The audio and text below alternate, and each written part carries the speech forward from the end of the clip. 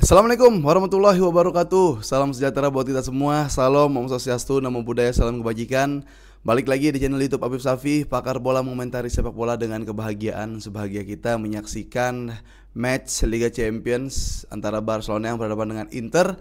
Walaupun meraih hasil imbang, tapi ya ini udah menurut gua yang terbaik yang bisa dilakukan oleh Barcelona. Mengingat Barcelona kalau bertemu atau berhadapan dengan tim parkir biasanya selalu mengalami kesulitan, ya selalu susah untuk membongkar, selalu buntu gitu ketika melakukan penyerangan. Tapi kali ini Barcelona berhasil mencetak 3 gol dalam variasi gol juga yang berbeda-beda. Nah hari ini karena kemarin gue udah, bukan kemarin, karena episode sebelumnya ini gue udah upload mengenai full matchnya ya, gue pertandingan itu gue bahas secara full.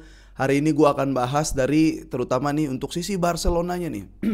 Karena menurut gua faktor-faktor kayak kelelahan, faktor muscle yang kalah dibandingkan Inter, atau faktor ada beberapa pemain yang cedera, ini menurut gua sangat berpengaruh untuk Barcelona. Nah, jadi hari ini gua akan bahas individu per individu Barcelona. Siapa yang top perform, siapa yang lagi underperform. Kalian juga boleh nilai atau kalian berkomentar ya, silahkan.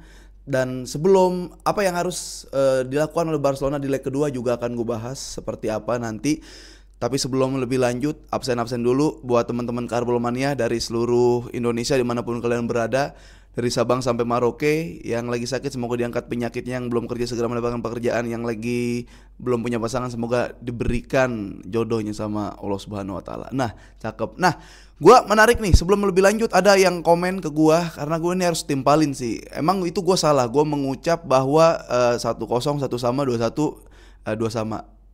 Ada yang bilang gua nggak nonton, maksud gua nonton tapi gua salah ngucap memang. Ya gua nonton karena gua nonton nobar di daerah SCBD. Ketika gua balik gua langsung bikin YouTube, jadi masih ada beberapa mungkin yang skip, nggak lebih detail lagi gue sampaikan, yaitu emang bukan gue nggak nonton, gue salah. Lu harusnya kalau ngelihat sosmed gue, lu tahu tuh gue lagi di mana, gue lagi ngapain pas pertandingan tersebut gitu. Nah ada satu komen juga yang bagus nih menurut gue, ketika Inter tidak berhasil menciptakan gol atau menang di Liga Domestik, di Liga Italia, itu Dumfries dan Marcus Thuram lagi nggak ada. Jadi ketika berhadapan dengan Barcelona, mereka berdua bermain dan hasilnya mereka berdualah aktor-aktor ya yang membuat Inter bisa mencetak 3 gol. Tapi sekali lagi kalau gue mau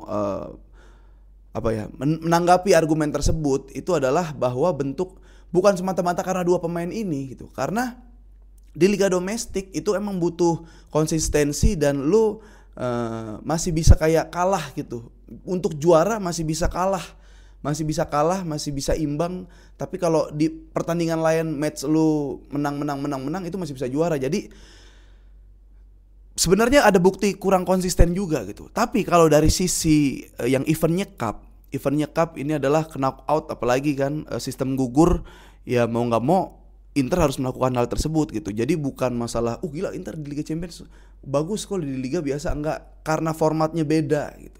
Kan bahkan Inter juga dari kemarin tuh sering masuk semifinal bahkan ke final kan. Nah, oke, ini lanjut nih. Kita bahas Barcelona yang berhadapan dengan Inter.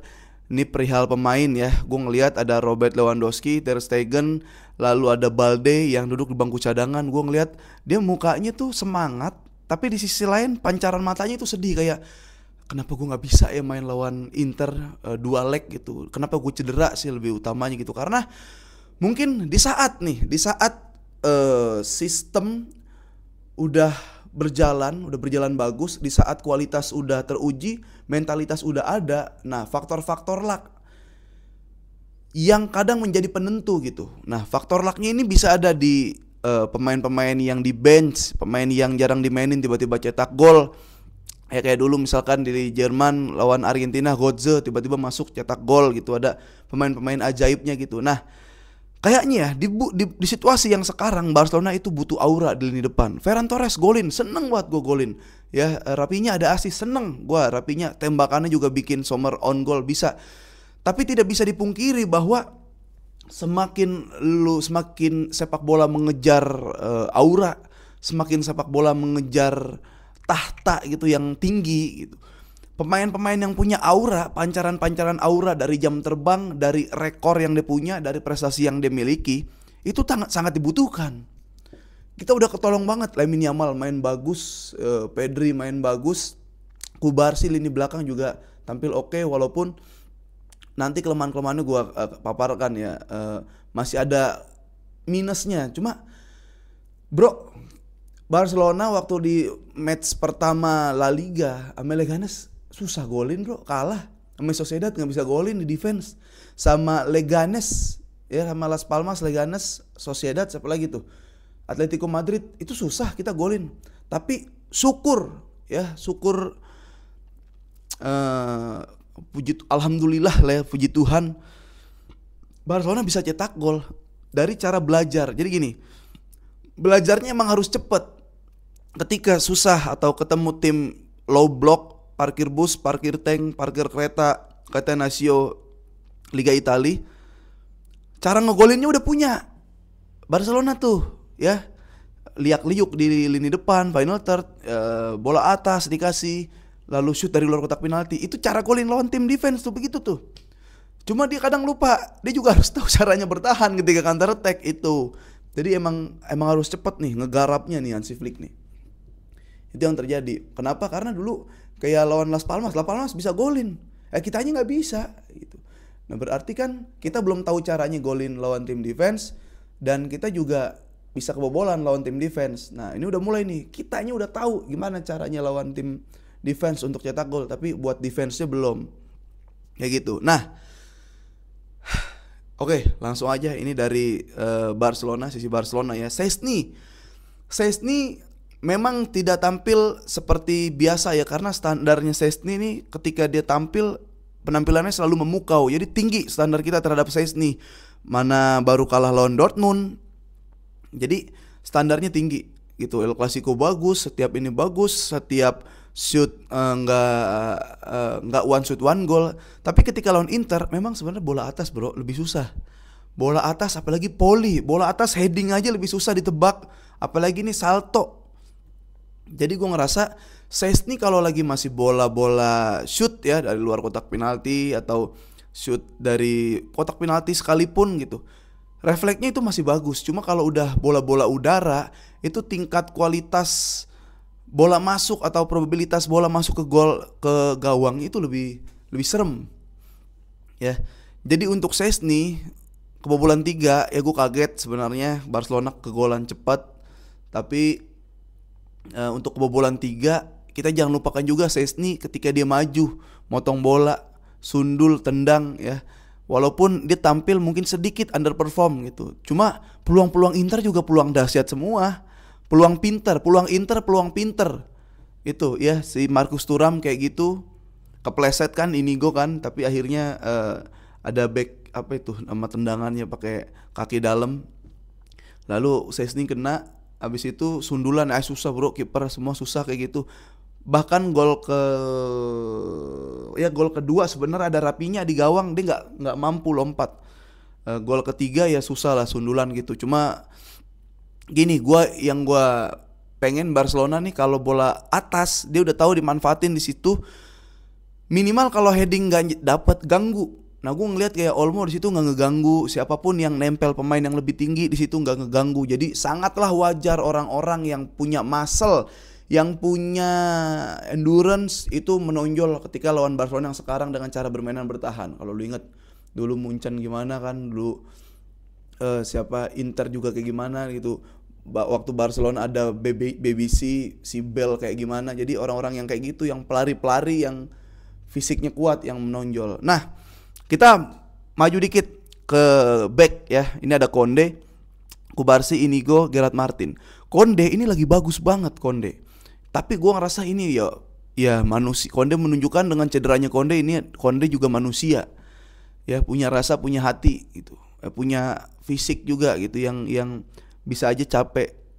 Cederanya gue sampai sekarang juga belum tahu nih konfirmasinya apa gitu. Tapi ya gue sedih Konde nggak bisa, dan syukur alhamdulillah Eric Garcia yang masuk menggantikan Konde main bagus. Ya karena DeMarco pusing sih kalau maju jauh-jauh, tapi DeMarco diganti juga Ame Garcia tetap ketutup. Tapi untuk menutup mengganti Konde dan melakukan peran bertahan itu oke. Cuman dalam attack-nya nih dia ya karena emang posisi Garcia bukan bek kanan ya, jadi masih kalau dalam hal attack Garcia masih belum sekonde, tapi defense bagus Garcia, gue salut. Gue sebenarnya deg-degan ya Garcia main di kanan tuh, pasti lu deg-degan juga tuh. Nah Kubarsi Inigo ini keren sih ya, tapi keren maksud gue kalau bola head to head, bola 1v1 nggak lewat, Marcus nggak lewat, Thuram nggak lewat, Lautaro juga nggak lewat gitu. Tapi yang serem kan ketika dia main dari sisi flank gitu, bola atas. Nah sisi flank cutback itu yang bahaya. Untuk meredam Marcus Thuram dan Lautaro sebagai striker, Kubarsi nggak ada masalah menurut gua. Dia diganti karena kartu kuning aja daripada risiko kartu merah, mending diganti dengan deg-degan juga gue Christensen masuk. Nah ini gue main ya bagus lah, cuma satu miss aja ya karena dia kepleset teman-teman ya, itu yang menyebabkan Marcus Thuram dapat berdiri bebas dan menciptakan gol di menit awal gitu. Jadi emang kaget sih gue menit awal kebobolan. Gerard Martin, ini Gerard Martin kayak dia kayak panik ya, dia kayak buru-buru banget gitu, kayak sabar main bola, lihat dulu, tenang. Bahkan gue bilang kayak nih Gerard Martin salah passing mulu, kayak buta warna gitu, kayak kan Inter udah jelas warnanya putih gitu. Siapa putih apa Inter putih? Inter putih warnanya. Dan Barcelona udah beda ngejreng. Kenapa passingnya ke pemain Inter mulu? Ini buta warna, buta temen kali, gue nggak tahu ya. Dan Gerard Martin di pertandingan penting gue agak deg-degan gitu. Untung bisa menambal Gerard Martin dengan taruh Inigo Martinez di kiri. Ada yang bilang, "Bang, Inigo Martinez di kiri gimana itu, Bang?" Sebenarnya gue juga deg-degan karena dia kan bukan back yang back speed gitu, back eksplosif. Dia back timing, back intercept gitu, back clearance gitu. Tapi gue cukup sedikit lega, dia emang lebih pintar aja gitu. Dia lebih pintar, kualitas berpikirnya mungkin football IQ-nya lebih bagus ya. Dia sama lah sama Kubarsi di lini belakang gitu. Jadi dia bisa lebih dewasa secara permainan gitu. Nah yang bikin gue lebih lega lagi ya, dia juga dulu di Athletic Club bisa dia main di back kiri, bahkan main di CDM kan, dia bisa ditaruh di situ buat umpan-umpan. Nah jadi aman. Nah alhamdulillah bahwa ada kabar si Balde ini bisa bermain ya. Dia akan kembali bisa bermain berhadapan dengan Inter di di leg kedua. Walaupun gue ngeri nih, kayak kalau Konde juga maju-maju terlalu jauh, Dumfries kenceng buat maju mundur. Dumfries tuh buset, dia bantu serangan bagus, defense juga bagus. Rapinya nggak lewat. Rapinya ntar kita bahas Rapinya. Itu jadi Balde masih bisa, ada kabar bisa main. Mudah-mudahan Lewa juga bisa main. De Jong, Pedri. Nah ini kan 3-5-2 tuh berarti memaksa untuk apalagi Barcelona 4-2-3-1, berarti ada 2 gelandang di situ berhadapan dengan 5 gelandang. Walaupun pemain tengahnya adalah sayap seperti si Dumfries dan Di Marco, ya mereka bisa aja ke tengah. Sebenarnya Barcelona kan kalah dalam jumlah pemain di lini tengah gitu, makanya Olmo sedikit ke belakang gitu, jarang kita Olmo nusuk ke depan. Tapi untuk berhadapan dengan 3 gelandang murninya, ya harusnya masih bisa oke lah, masih bisa bagus kok. Pedri masih tenang, jarang sekali doang apa gue lihat dia salah passing ke blok, tapi masih bisa direbut lagi. Selebihnya ya kita masih nunggu juga keajaiban Pedri. Lagian juga Pedri kan pre-assist kan. Ya De Jong ya oke lah, maksud gue untuk mau kalau menyerang De Jong oke, kalau bertahan gue kayak cenderung mending Gavi atau siapa lah gitu. Nah Lamine Yamal nih baby god ya. Gue pernah nge-tweet gini, gue ingat banget. Dan gue diserang.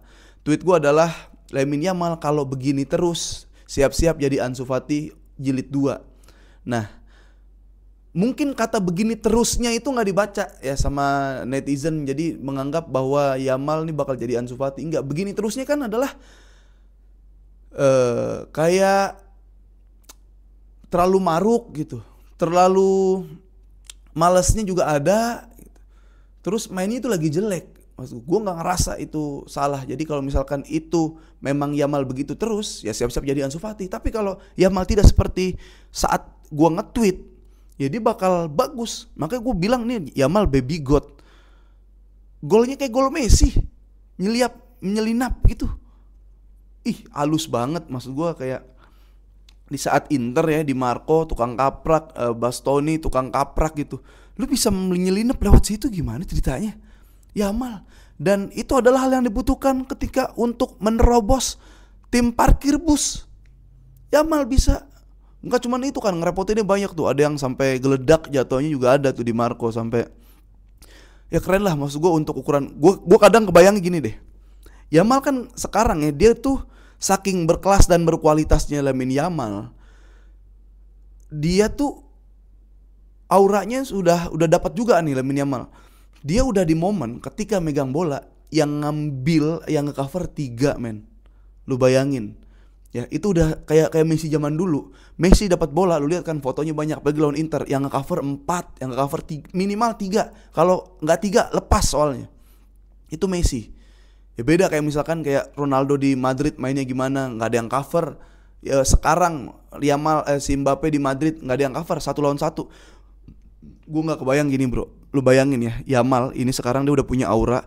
Kualitas dia tuh udah berada di level ketika Yamal megang bola 4 orang yang cover, minimal 3 orang yang ke cover.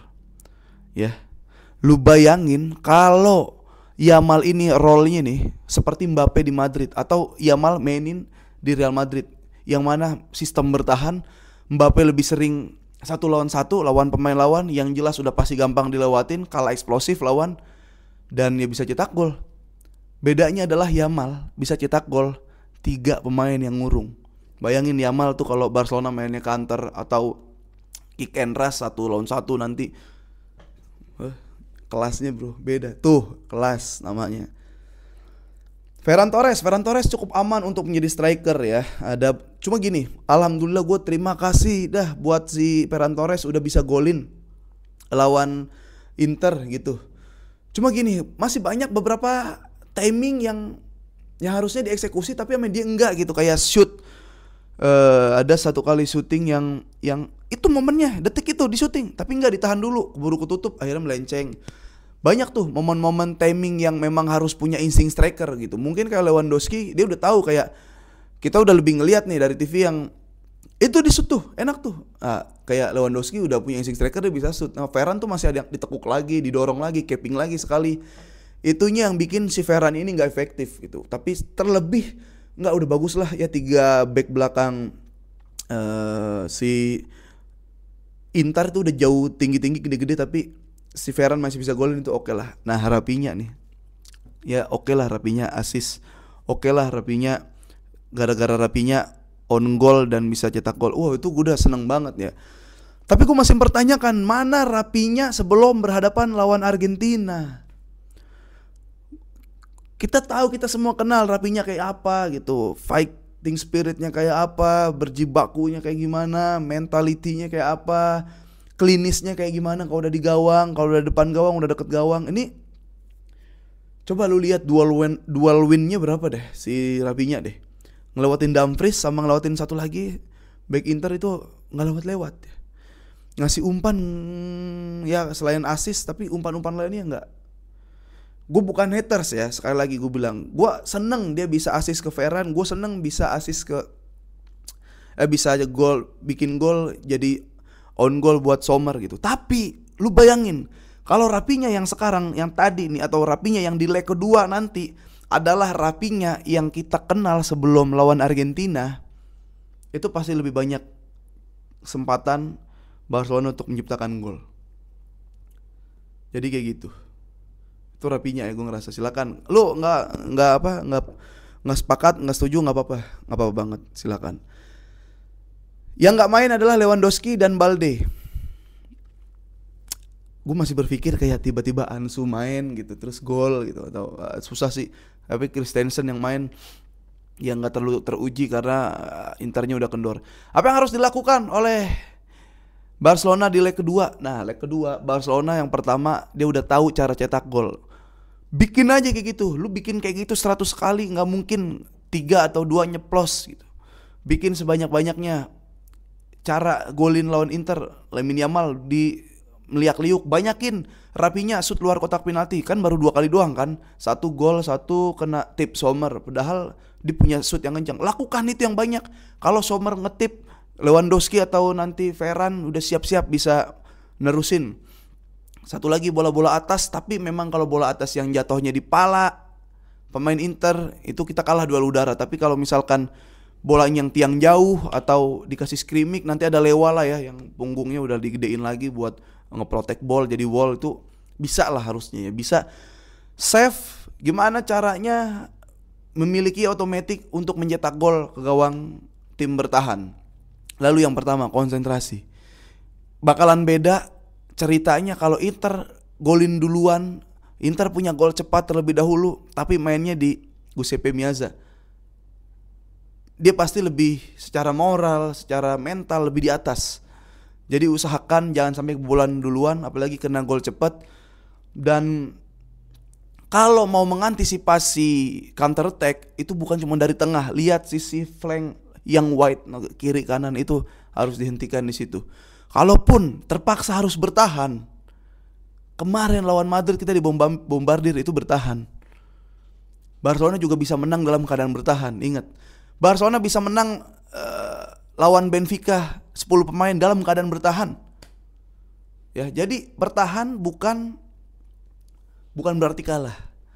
Ketika deadlock ya, ketika hal yang udah sering dicoba belum menemui sasaran, belum bisa mencetakkan gol atau membuahkan hasil, nggak apa-apa, sedikit demi sedikit buat Inter ngerasa nggak terbiasa, buat Inter ngerasa di atas, dan saatnya masuk Lamine Yamal, Rapinya dikeluarkan, Rapinya sebelum Argentina. Itu menurut gua ya, mudah-mudahan Balde bisa main, Lewandowski bisa main, dan Barcelona harus siap mengantisipasi counter attack bola atas tentunya ya. Kalau Araujo mau main dari awal nggak apa-apa. Ya Christensen juga karena dipasang tuh mungkin bola atas ya, antisipasi karena Christensen juga tinggi. Itu dari gua. Dan kurang lebihnya mohon maaf apabila ada kesalahan, dan jangan lupa buat kalian nonton terus Dance TV karena ada gua sebagai host di situ dan bintang tamu yang kredibel. Terima kasih buat Karbol Mania yang selalu nonton, like, komen, dan subscribe, dan memberikan komentar, argumen, pendapatnya keren-keren. Buat yang baru-baru nonton ya silakan, kalau lu suka ya di subscribe nggak apa-apa, ditonton nggak apa-apa, jadiin playlist lu nggak apa-apa, kita temenan bareng, kita nanti main fun football lah atau apalah, ketemu bareng. Ya kalau yang nggak suka di skip aja, gua nggak apa-apa, nggak masalah. Daripada energi lu habis capek nonton ya head comment, mending cari kegiatan lain yang positif ya, kerja kayak nggak apa-apa ya. Itu aja dari gua, sampai ketemu lagi di match berikutnya. Vamos.